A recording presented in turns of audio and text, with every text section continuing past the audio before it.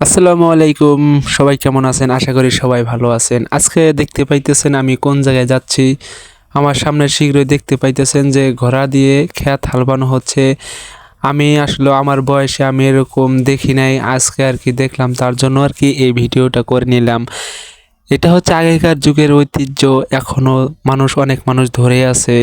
আগে আমার দাদা দাদি বলতো যে ঘোড়া দিয়ে হাল বাইতো, আগে বলে বাইতো, এখনো আবার দেখতেছি যে ঘোড়া গাড়ি দিয়ে হাল বাইতেছে। তা আপনাদের মধ্যে এই ভিডিওটা কেমন লাগলো সবাই কমেন্টে জানিয়ে দেবেন।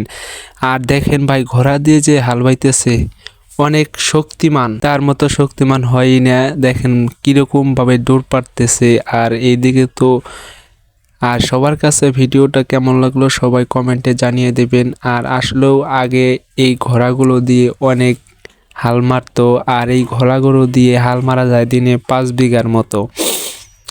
আমি ঘোড়া দিয়ে বোঝ টানতে দেখেছি, কিন্তু হাল বাইতে কখনো দেখি নাই।